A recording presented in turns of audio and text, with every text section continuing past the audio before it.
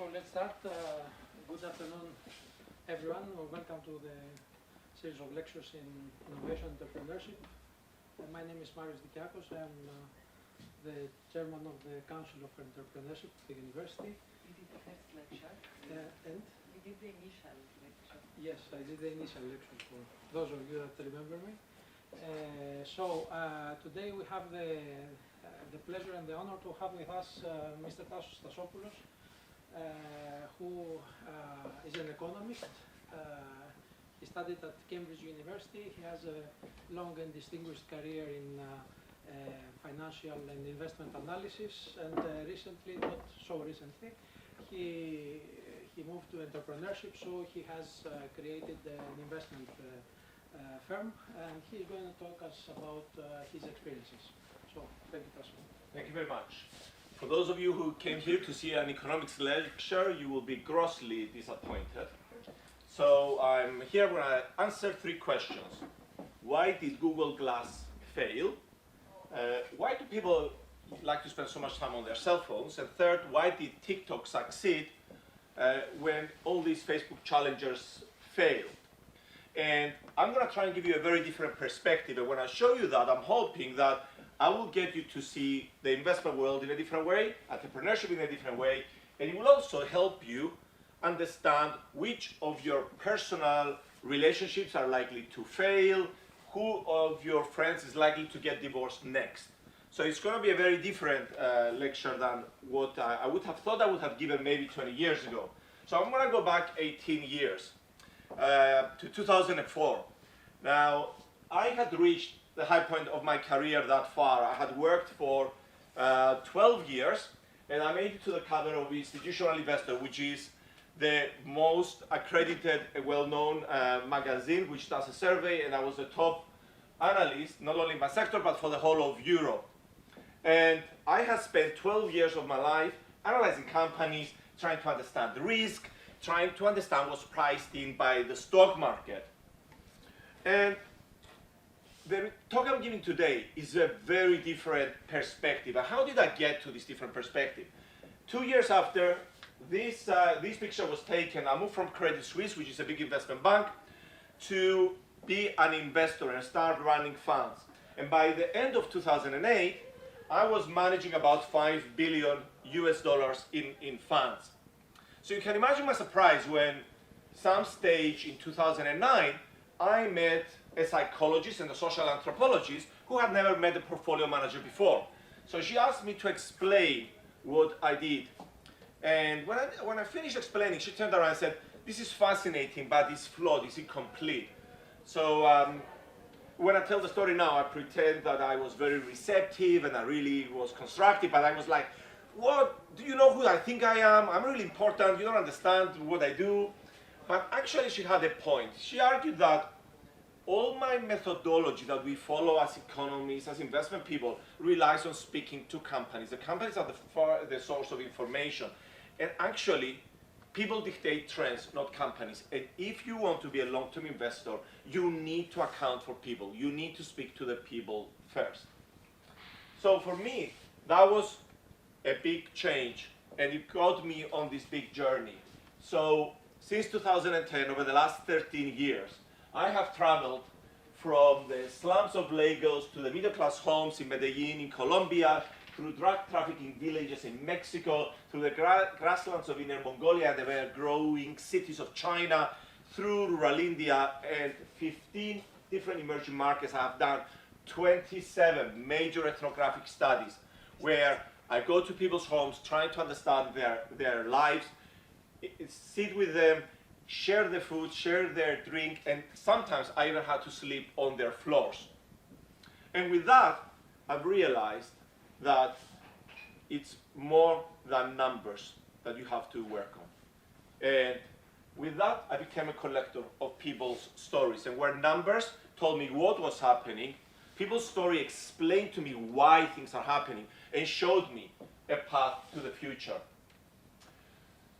This is what a typical ethnographic study looks like here. I'm in the slums in Mumbai. This is from a few months ago. I'm speaking to a social influencer in a favela in Salvador, in Brazil.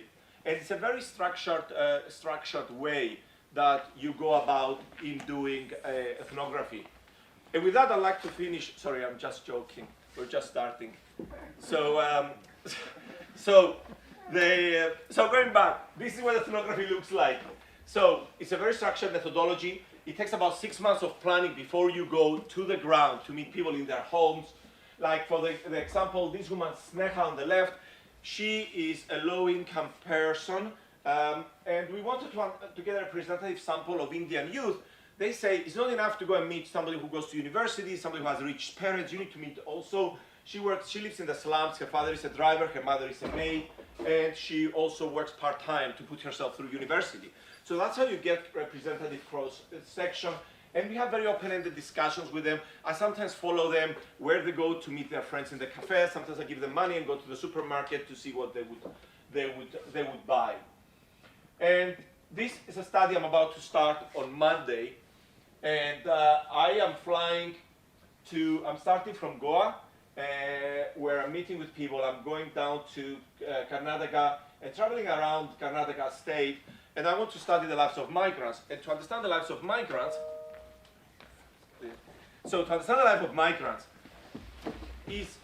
and here is a problem I struggle sometimes with investment people. You know, you go and speak to one of my Indian analysts, and they say, yes, I know Indian people, you know, I know the low-income people. I have a maid who is low-income. But by having a maid who is lower income, it doesn't mean you understand her. You understand her hopes, her dreams, her aspirations. So for me to understand these migrants, what I'm planning to do, I'm going to spend 4 days in a coffee plantation. I will work with the migrants. I will go and pick coffee. I will sit with them. I will eat with them, and I will collect their life stories.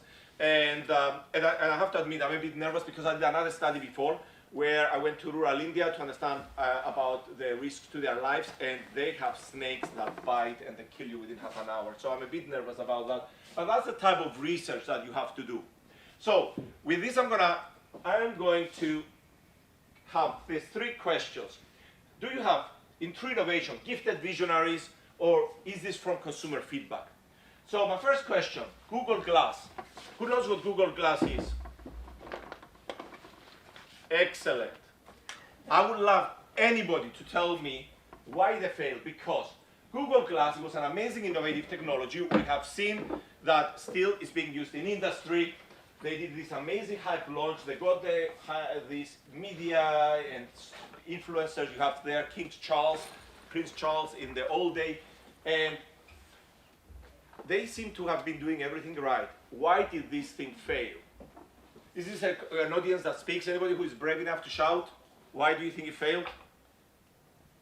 Go. Perhaps it wasn't fit for the market.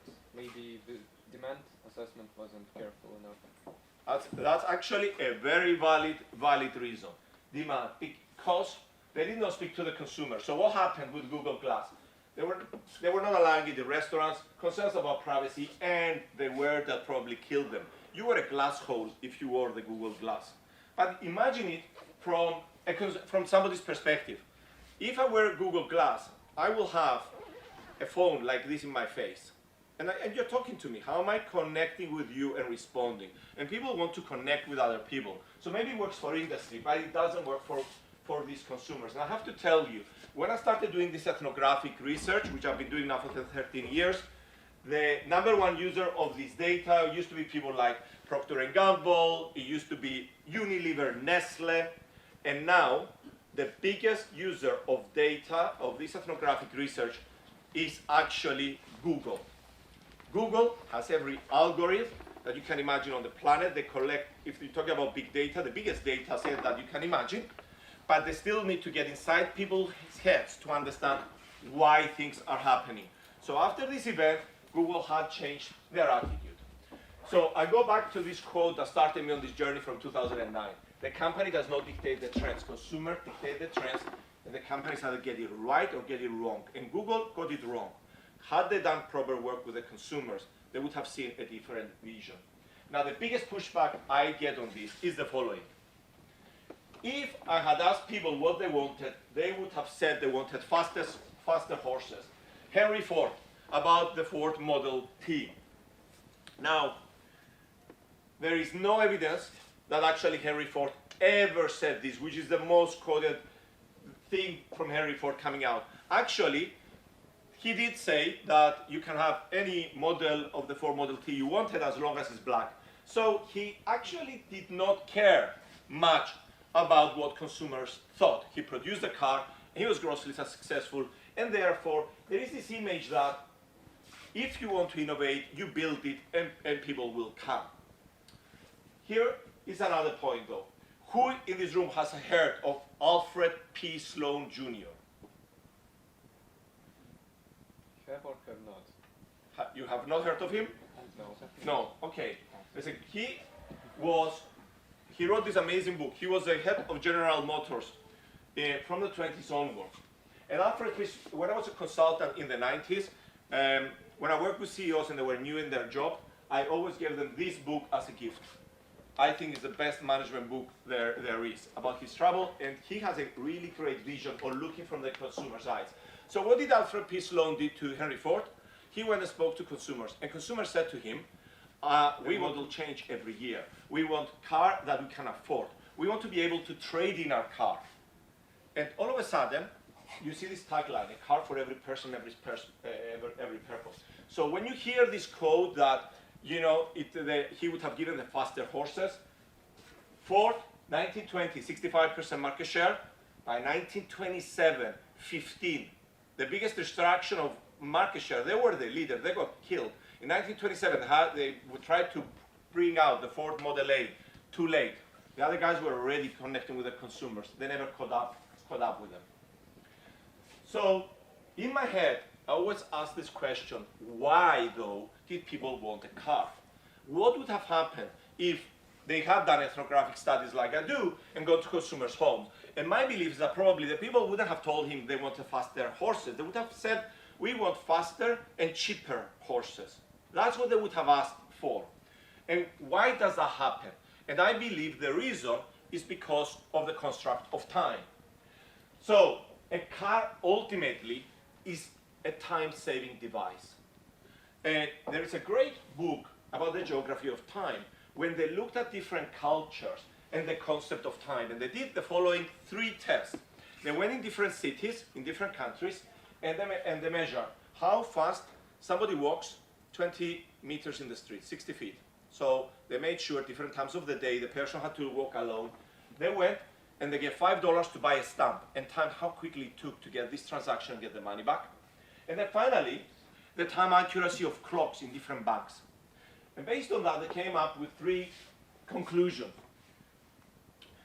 The degree of urbanization and industrialization changes the speed people move. And if you're working in a rural area, you move slower. Weather affects you. Colder climates work faster than warm climates.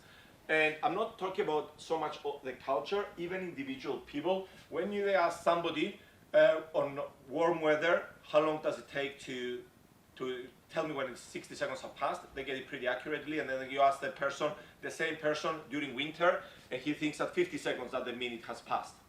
So the construct of time is affected by the weather. And then individualistic versus collective societies, which I'm going to talk about further down the line.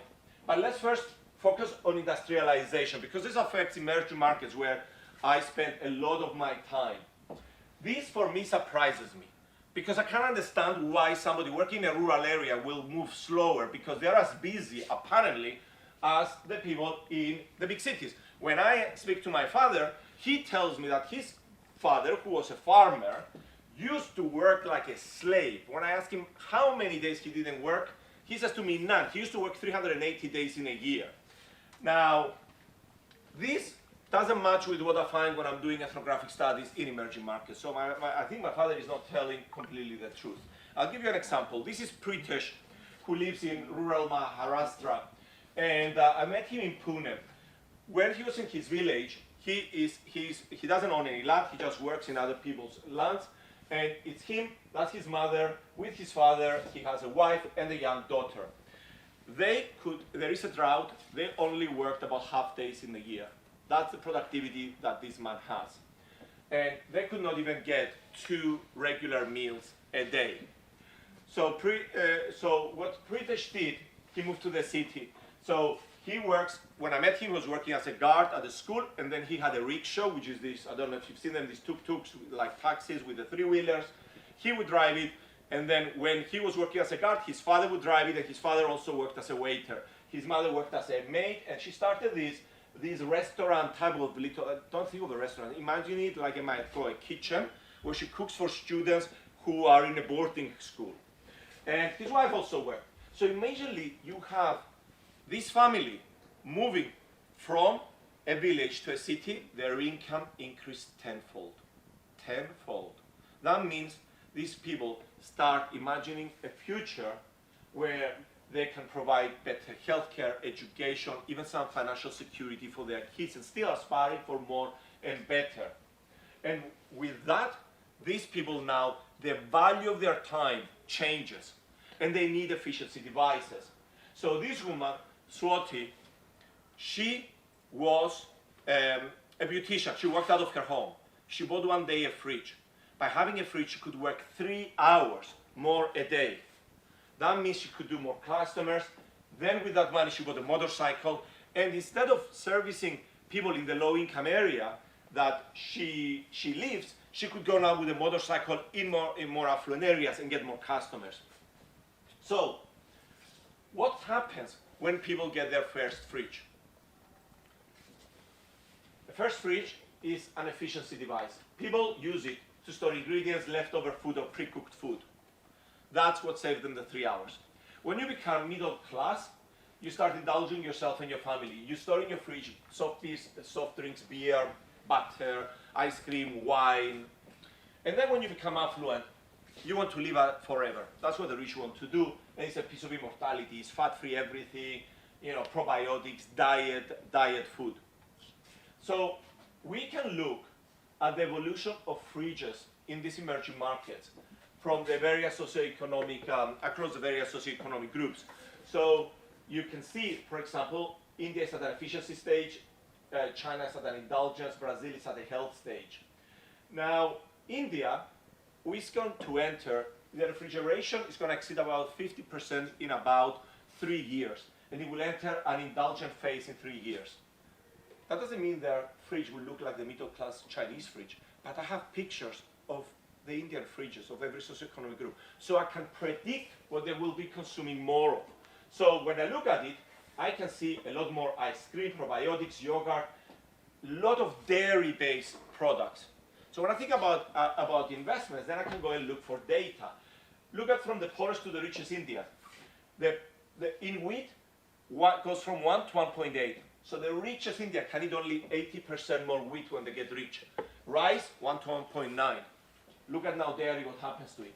13-fold in rural areas, it goes almost 20-fold.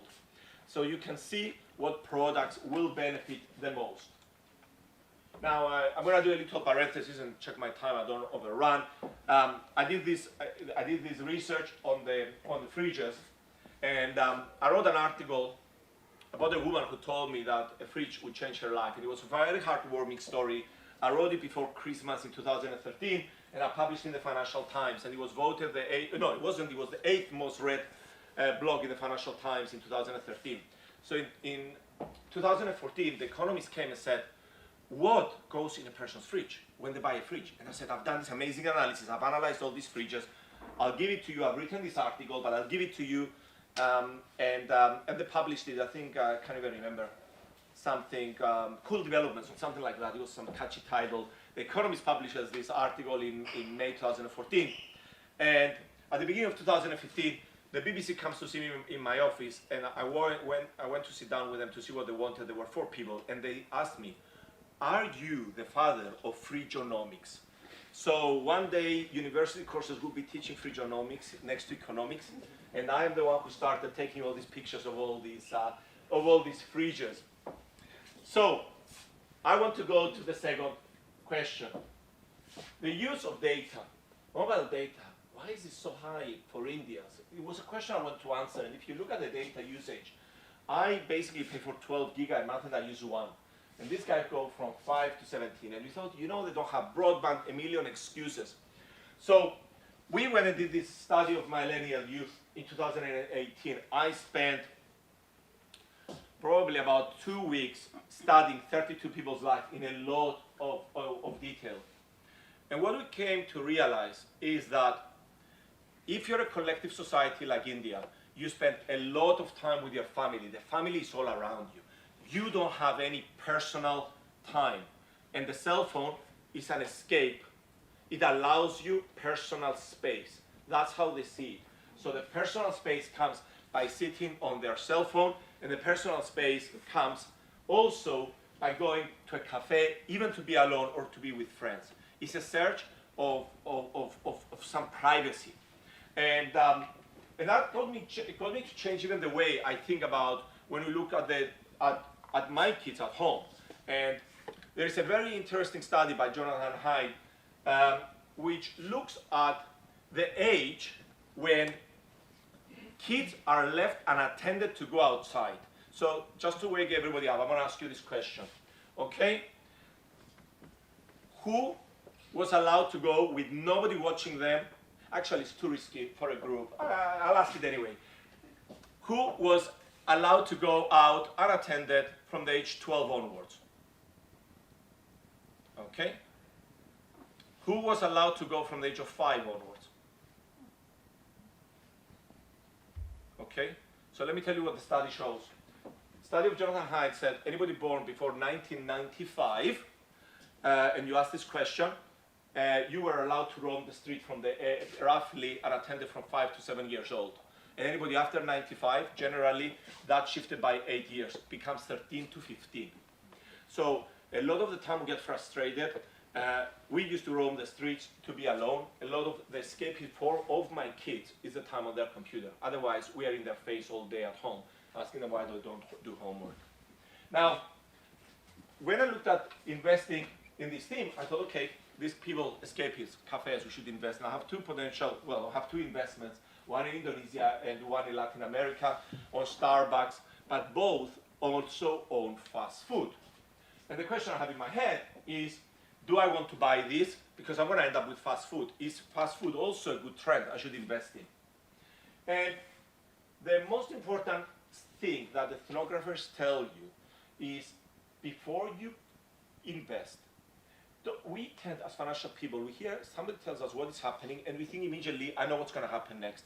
Ethnographers tells you never, ever invest unless you understand why something is happening. And here, I don't know why people are consuming fast food. And unless I understand the why, I cannot make an investment. And if I ask the question, why do you think people consume fast food, everybody has different hypotheses. So I'm going to show you the framework we use. The framework is that you need to understand the cultural context. And this is the most important thing I'm going to talk about today. Culture and values are the invisible hand that make us behave in a certain way. Culture is lived, is not articulated, and you will feel it, but you are not able to express it because you don't have a framework for it. Values are not stable. They shift gradually through societies. For example, in my father's time, the values that were important in the secret society was hard work, honesty, integrity. And then, all of a sudden, people started talking about working smart, not hard. Integrity went out of the window, and then we ended up with financial crisis, Kurema, etc. And then people started finding about hard work again. So values are not stable. They're almost sometimes like a Ferris wheel, and they shift.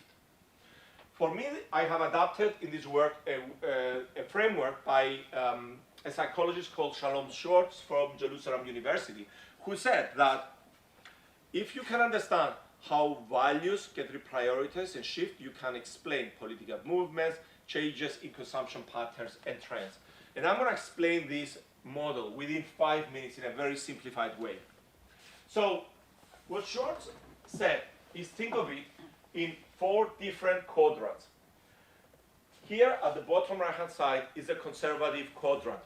Think of the values of your grandmother, okay, and your grandparents. Do not stain the family name. Sacrifice yourself for the greater good of the family. Here in these collective societies, you find that the kids come home and they give their parents or their grandparents all the money, and then they give them some money some of the money back.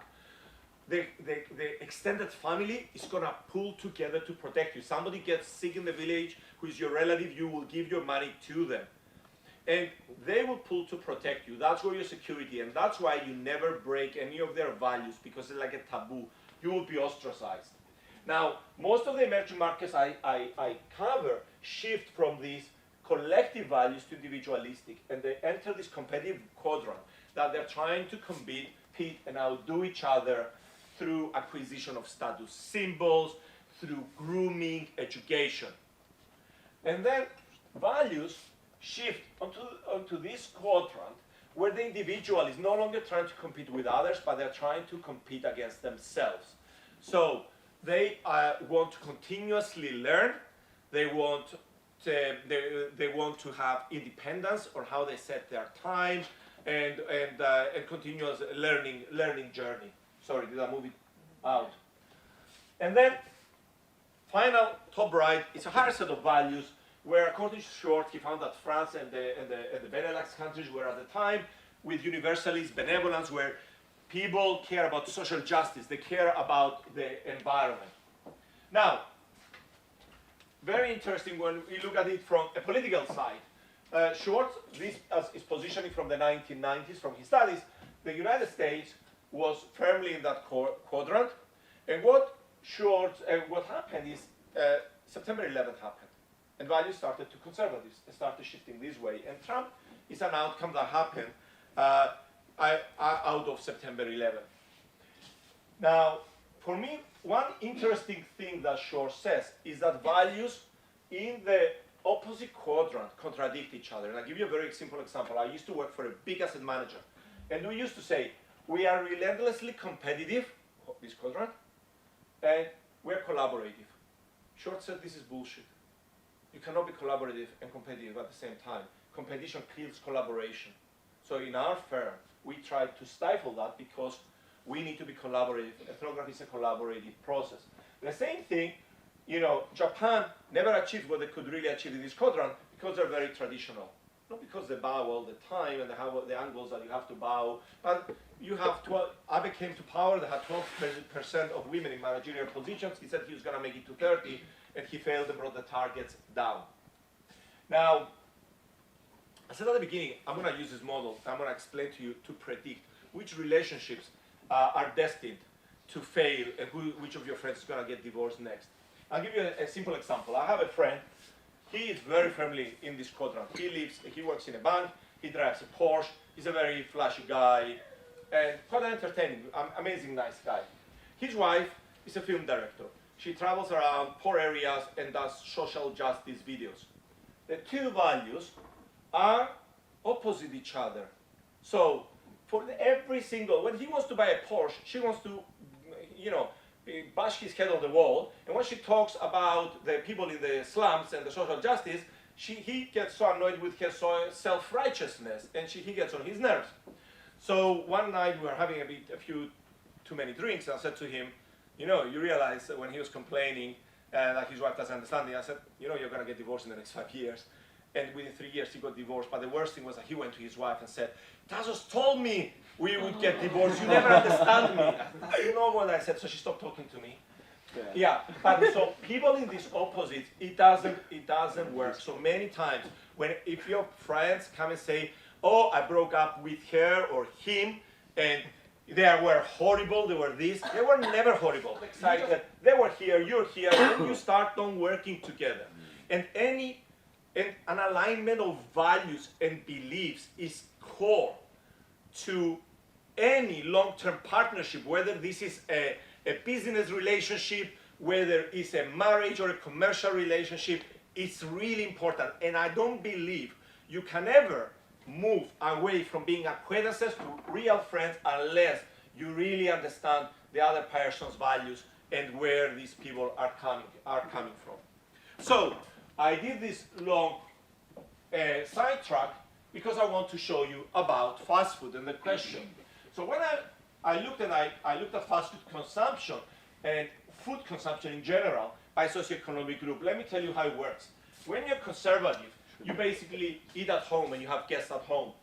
The men go outside, they would cook a souvla. These are the women, they eat, they cook and gossip. The men cook and gossip and drink beer. And the two are separated, right? Then what happens when you become competitive, you start catering. And if your cousin catered, you know, this food from this really good chef, you're gonna cater from a sushi restaurant. And they will like, get upset and they were gonna cater next time from a Vietnamese. And they try to outdo each other. Fast food, a lot of people in emerging markets don't really like it, they're not used to it. So in Indonesia, they tell me they don't eat beef, they eat it twice a year. So do they like McDonald's? No, but it's a badge they put on their shoulder to brag to their friends that, you know, I went to, goes to the village and say, I ate McDonald's, it was this, you know, this cloud biting and these flavors burst in my mouth, it was amazing. And, you know, it's just, that is, it's a sign of competitiveness. I give you, think about this, okay? I went for coffee today to, where did I go? To Brew. I went to Brew, it's a badge on my shoulder. And the next guy comes and says, yes, but I go to Collaborative. Another badge on the shoulder. And we all go, yes, but Brew is better than, because I have better taste. I don't like it. So all these are indications of the values where you are. Now, what happens when people move to this quadrant? There they find little places, flavors from their own country. They try to explore different countries' cuisine. They will eat, you know, Vietnamese food and read about Vietnam, and they want to have different things from the culture and understand it. Now, I'm going to give you one more example. When we go to people's home, I asked to look at their albums for the last 30 years. And the albums look like something like this. They visited their grandparents to go to their hometowns on crowded trains. And now they become tourists with their friends. They go by plane. I'm going to make a hypothesis. Who knows what tour operators are? Package tours that you buy? You all know, right? Good. I'm going to make a hypothesis. You should invest your money on package tour operators in this country. Yes or no? Who would invest it? Which country? This country that I just showed you the pictures of. We now are traveling with a nuclear family by friends by plane. Who would invest this? So the company is based in this country. Yes? Would you invest it in package tours? Preset, 6 cities in 7 days, yes or no? Why? I don't think the consumers, I don't want to, you know, offend anyone, but I don't think they look like people who can afford package tours. Okay. That's one view. Any other view? Okay. It's too specific. It's too A specific. package tour contains approximately 5 to 6 countries. So what if I spend half the money researching about the trip 3 months before, visiting 10 countries, and I Okay. waste half the money. So All right. people who research and know how 2022 works will not invest in this. What values do you think those people who research have? I showed you those quadrants. Show me here. Where are those people? What quadrant do you think they are?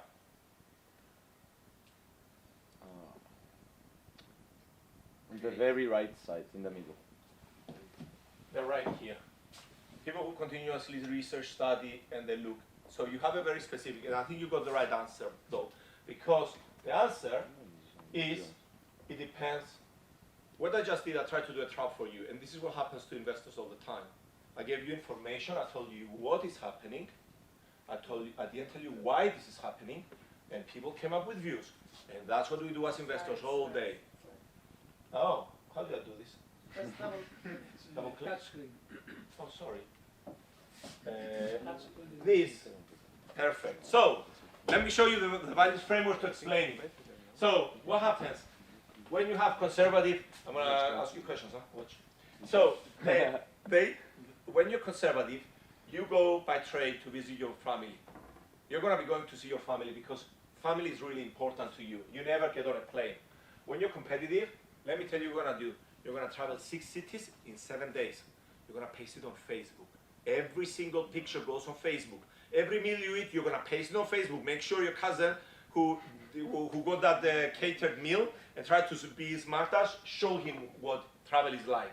That's when tour operating works. And what happens when you become creative and curious, you basically want to go and learn from destinations. So India might be still here, China is too late, it's there. I was seeing this woman in China, looking at her albums, and she had been to Japan, and I was seeing all these pictures of Japanese toilets. Do you know what Japanese toilets look like? with the sprinklers and the automatic seats going up and down. And then when I did a tour of her house, she bought a Japanese toilet and brought it and installed it in China. So you go, you travel, and you want to bring these new things with you that you've learned from this place. So now that we understand, yeah? Could you please go to the previous slide? Okay, so, yeah, that's it. This. No, the next one? That one. So you asked me before where I think that Somebody who researches seats. Yes, and I don't think it's creative and curious. And let me explain to you Yes. why. Someone who researches is not how you actually describe the person I just described his actions. It's a guy who is also conservative and compassionate. Why? Because the conservative person Yes, this who is wants, compassionate, and yes. the compassionate person usually wants to save money. Therefore, I said that he researched before about it. Not actually Yes. to explore exotic destinations, I said here, but to save some money and time. Yes. So therefore, he wants to do a more free travel. So he wants to travel home by train. He wants to domestic travel. He wants to save up money. He wouldn't mind exploring exotic destinations. Yes. So he's like the average of the three, in my opinion. Yeah. No, you have a very valid point. The saving, you brought a few things together. You're right, these two could be either. Yeah. The guy whose values are here can tell you what they do. They will research. Value for money is really important for them because Exactly. they want them to stretch their money for their family as much as possible because there's a lot of money. When I've done the research a lot, this guy here, they won't go for Indonesia, I'm not going to go to Mecca alone. I'm going to take my whole family with me. Holidays is about the whole family and taking the grandparents. And yes, you're right, value for money for these consumers is a huge thing. And you hit the nail on the head because remember when I started, what did I say about the horses? Faster and cheaper horses. Because money, you will see from these consumers, Exactly. the guys who don't respect it are the ones who haven't worked hard to earn it. The harder you work, and these guys work like, my God, 2-3 jobs. They're super smart to understand value for money. So they will do, and they will do different things. It's a family. It won't be with the nuclear family. It won't be the individual that I showed you the pictures. The nuclear, you need to be individualistic. Exactly. If you're individualistic, you will go, package is for you. You're gonna be here. If you do anything outside package, you're up there. It doesn't, exotic is a simplification, right? You want customized travel. So if you're gonna be in China with just customized travel, I'll tell you what you're gonna do. You're gonna go, you're gonna spend a lot of time researching, you're gonna wait on the internet, you're gonna go to Ctrip, which is on the internet to break it down in every component, and you're gonna find the cheapest hotel of everything with the highest score, and then cut the trip and build it for yourself, and nobody else has the same thing. For you, this guy is a living hell to put him on a bus. Let's go stand in front of the Eiffel Tower, chick, go next, and change it all the time. So, TikTok versus Facebook. Facebook challengers have come and gone. Why has TikTok been successful? Any ideas? Why is TikTok successful? Okay. What behind? Yeah, I think it's because they were actually, after so many years, they got a bit bored of Facebook, and they wanted something new, something that's fast and something that you can consume a lot of. And basically with TikTok, that they're like 10-20 seconds videos, they just consume whatever they give them. And this is that's a platform that's very interesting and has a very nice concept and design. And you could do a lot with that. And you? So Facebook started off as a place, let's say, to Yeah. share ideas online, even though there were many more at its time. Facebook was the hit because they kept adding new stuff, like mini games, chat afterwards, and then many other stuff. Then you could post videos and pictures, and you could like them, then you could react to them differently, laugh, care, sad, and all those. But why? Why why? TikTok? Because there are a lot of people, MySpace, all these things came. Okay, you. Because of their algorithm. TikTok shows you what you want to see. Yeah. So if I'm interested in football, it will always show me videos of football. Yeah. I think that Facebook doesn't work very much like this. So I get many uninteresting things on Facebook, and TikTok I get more interesting. I'm going to show you. This is a keynote I gave in Australia, 2019, okay? I asked at the time, I spoke about TikTok. 7 people out of 700 knew what TikTok was. Okay? So I hope the audio plays. Does the audio play? Over the past 2 days, you've heard a lot about Can you hear it? Facebook. Was mentioned yesterday. It's one of the largest 5 market cap companies in the world. The value guys sold it because it's cheap. The growth guys like Can we it. stop it? Can I stop it? Is there a way to put the sound up?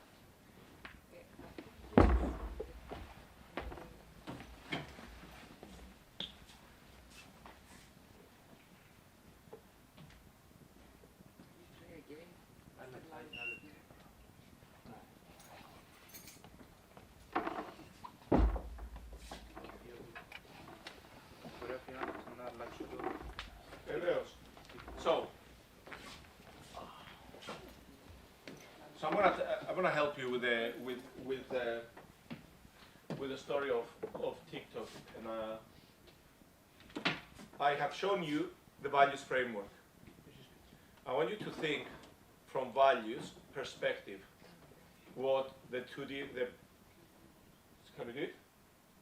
Βασικά αν είχε άλλος extra speaker, πρέπει να πω το speaker να έρθει να το... Νομίζω ότι Okay, let me try it, and if it doesn't work, how do I press here? Let me see if you hear. Over the past 2 days, you've heard a lot about Facebook. Is it enough or not? Mentioned yesterday, it's one of the largest 5 market cap companies in the world. The value guys sold it because it's cheap. The growth guys like it because they're showing this growth in advertising revenue. What I want to talk to you today is about a threat from an EM player that most of you, until they attended this conference, probably have not heard about.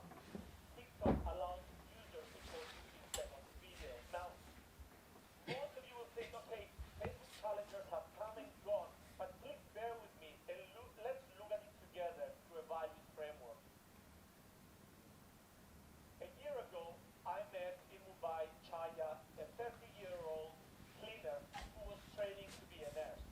She was posting videos on TikTok. Now, she did not fit the values of the typical Facebook content provider we normally meet, which usually seeking status. For Chaya, it was a channel of expression. She found a voice she never knew she had, and it gave her confidence. As such, TikTok connected with her on her values. She found it inclusive and accepting, as opposed to a culture of perfection fed on a diet of staged and curated content she saw on more judgmental Facebook. Now, we have similar things in both rural and urban areas in India. But for me, what's interesting is to look at they're more inclusive and collective societies, as opposed to competitive cultures that we have in the developed world. As such, TikTok is connecting with those values. And as such, it's also a play of an emerging trend that we're seeing in emerging markets, which is modernization without westernization. I'm going to play you 3 very short clips to show you what they look like. At the time, nobody knew. Sorry, they're gonna be short.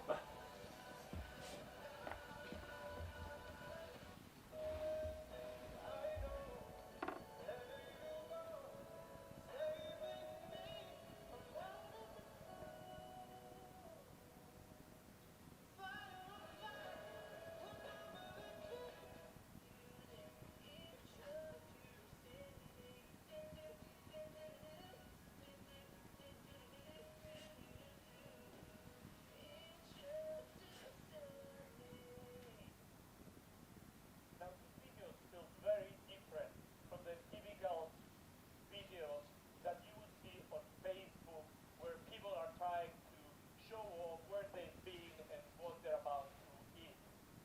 And looking at TikTok through the lens of values, you can see why consumers will make a better connection along their values, and why this is a threat we need to monitor on all social networks. Okay, so, whoops. So, do you hear what I was trying to say? So basically, I go in 2018 March. I meet this maid, and she was she's not a typical user who posts on Facebook, and she was amazing. She was doing all these creative videos on her way back to work, coming up with ideas, posting every day. By then, she got over 70,000 followers, and she got such confidence in herself, and she would never post anything on Facebook. She felt that everything was judgmental on Facebook. But here, all of a sudden, you have people who have these values who are willing to put content.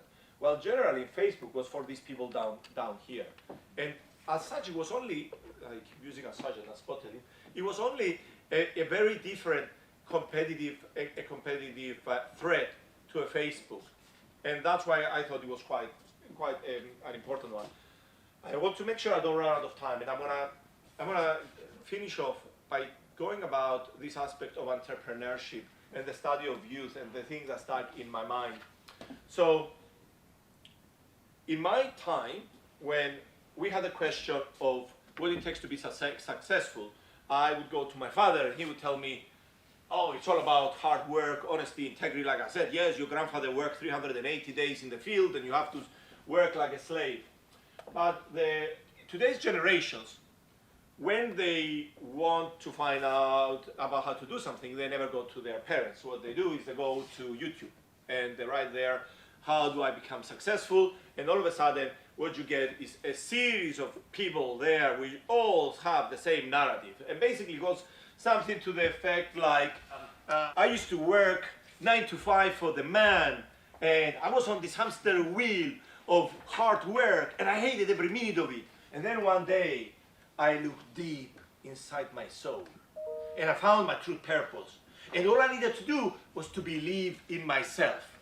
And then I resigned from my job, I did something entrepreneurial, and I bought a Tesla, I follow Elon Musk on Twitter, I run to work every day, and I'm the happiest. And if I could do it, you could do it too. And this is the biggest horseshit that you see on this crap. And I will tell you, if you are an investor, you might be able, if you're useless, to survive 1, maybe 2 years. But we look at 3 years, 5 years. Generally, institutional big pension plans won't give you money unless you've proven yourself for 5 years. I've been doing this job for 23 years. I've been investing. And I have zero belief in myself. And the reason I survived this long is because I don't believe in myself. Because every jackass who believes in themselves comes and loses shitloads of money and you fire them. So what really does it take to be successful? So I will tell you the 4 things I think you need to think about. 3 you need to try and work on, and 1 you need to minimize. And they all start with an E, so you can remember them.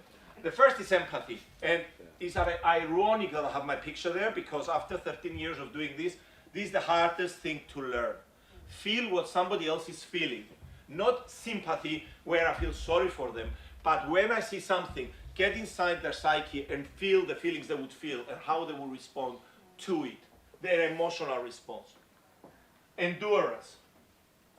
I mean, hard work and killing yourself. So we were in Brazil recently. There was this woman. She was a street food seller, and she sold this African street food, Coracarajé. This big black woman wearing white clothes.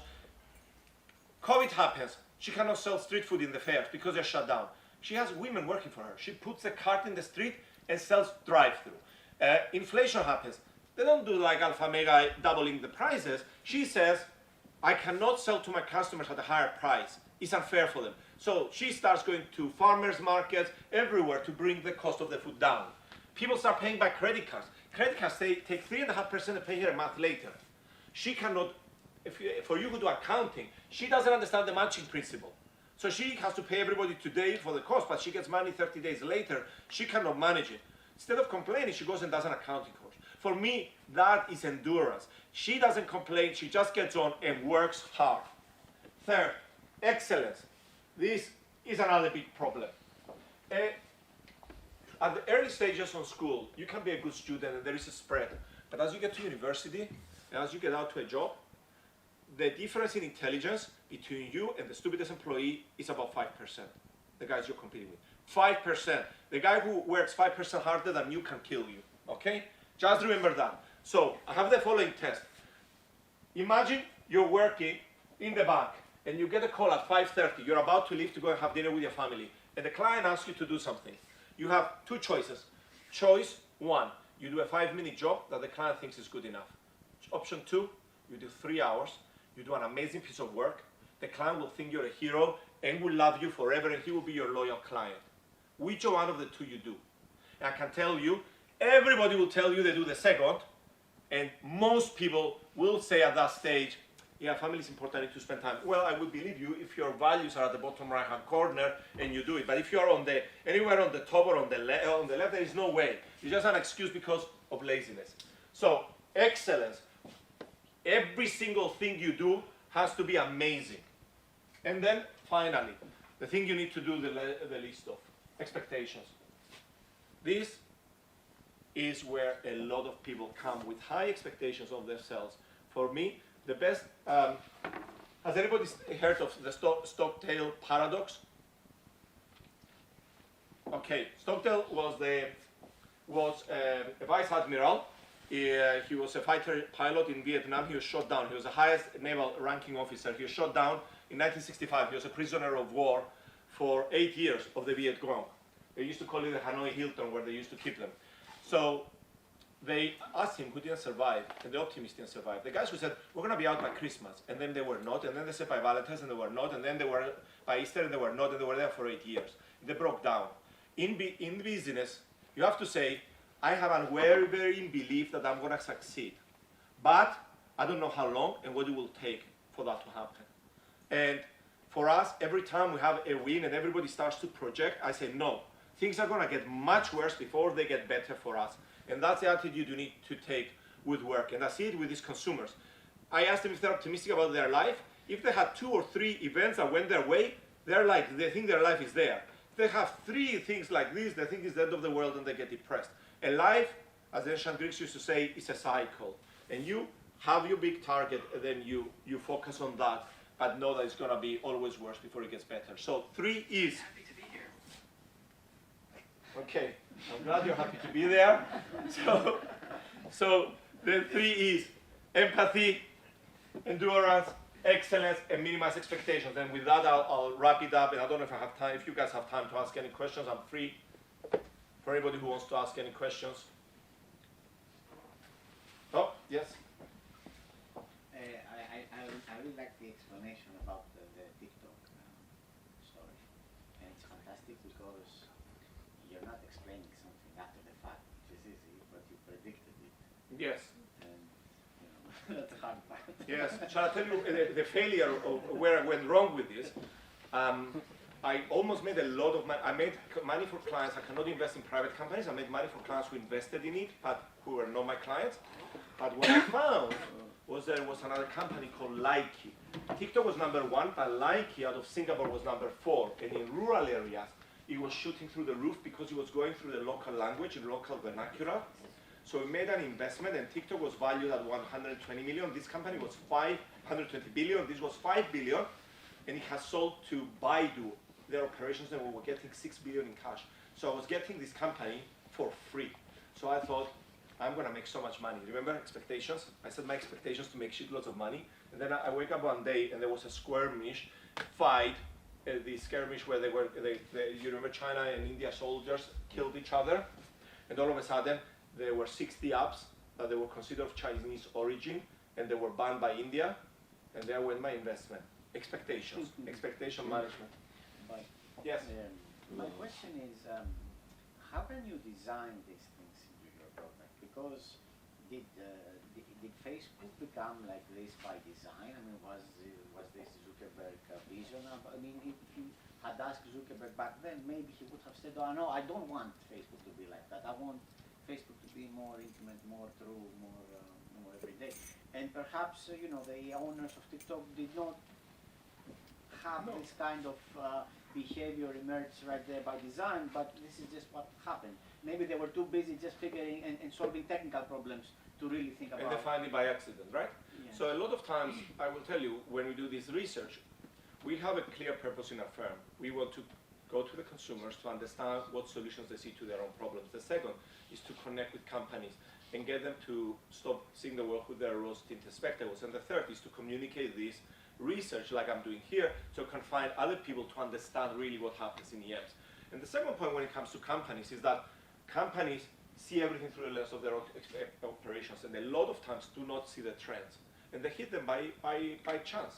So I do an analysis where I think dark chocolate is going to become very big in India. But today nobody eats dark chocolate because everybody eats milk chocolate.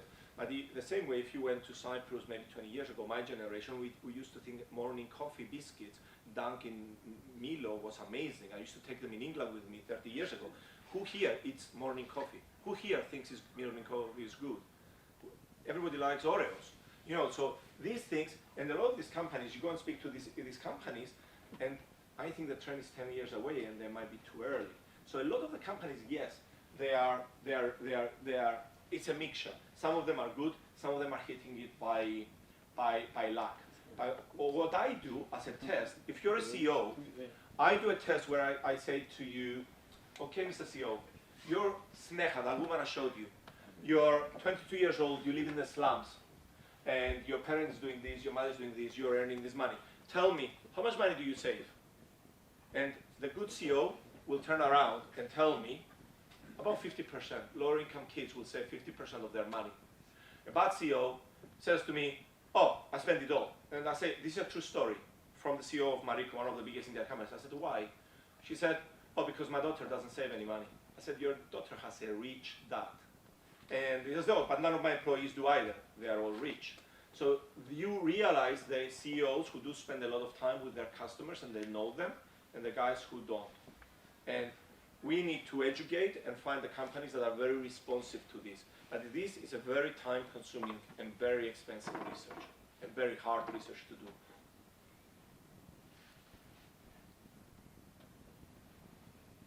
Well, I'm going to be around. If anybody wants to come and ask me any questions, I'll be standing here. So anybody who wants to go can run off.